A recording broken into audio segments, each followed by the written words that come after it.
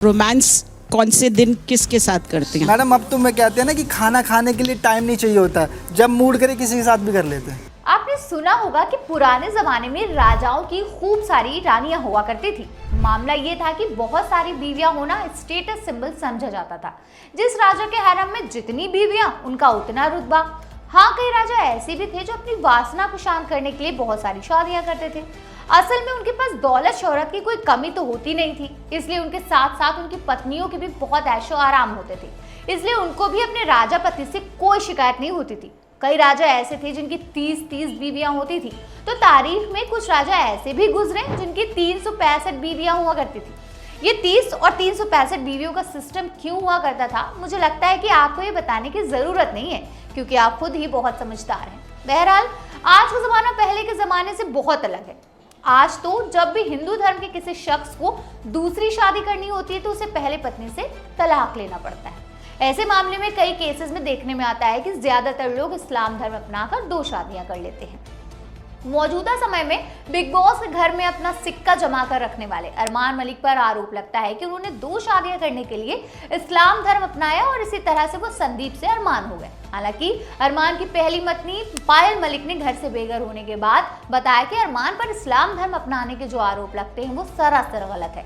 बतौर पायल, अरमान एक जाट परिवार से है, वो मुसलमान बिल्कुल भी नहीं। खैर, आज का हमारा मुद्दा ये नहीं है कि अरमान हिंदू है या फिर मुस्लिम, बल्कि हम तो आज लोगों के उस खास सवाल पर बात करेंगे जो अक्सर सोशल मीडिया प्लेटफॉर्म पर पूछा जाता है। सवाल थोड़ा अडल्ट है, तो प्लीज 18 साल से कम उम्र के बच्चों फौरन वीडियो बंद करो और जाकर पढ़ाई करो। हाँ, तो हम बात कर रहे थे उस खास सवाल की। सवाल ये है कि कौन से दिन किस बीवी के साथ सोते हैं अरमान मलिक। दरअसल अभी 2 दिन पहले बिग बॉस के घर में एक प्रेस कॉन्फ्रेंस रखी गई थी।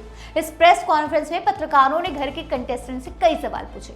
अरमान मलिक के साथ तो पत्रकारों ने हद ही कर दी। उन्होंने अरमान के बेडरूम सीक्रेट्स पूछ लिए।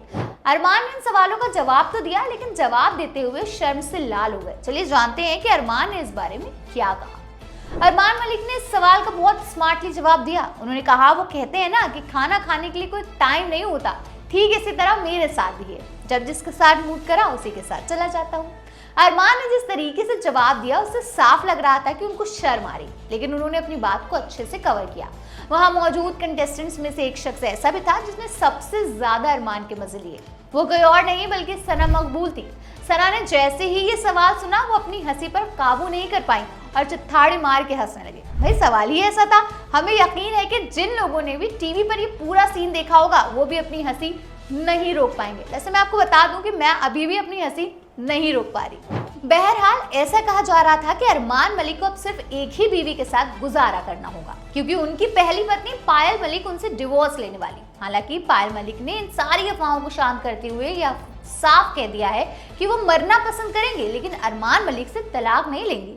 अपने व्लॉग में पायल ने कहा कि मैं अपना फैसला ले चुकी हूँ, मैं अरमान और गोलू का भरोसा कभी नहीं तोड़ूंगी, मैं अपनी फैमिली नहीं टूटने दूंगी। अगर ऊपर से भगवान भी आकर कहे ना कि या तो तुम तीनों अलग हो जाओ या मर जाओ, तो मैं मरना पसंद करूंगी, लेकिन अलग होना बिल्कुल भी नहीं।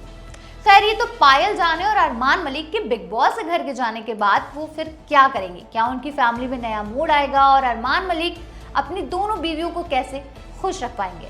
फिलहाल बिग बॉस से जुड़ी हर अपडेट्स आपको यहाँ मिलती रहेगी, इसलिए बस आप देखते रहिए आपकी खबर।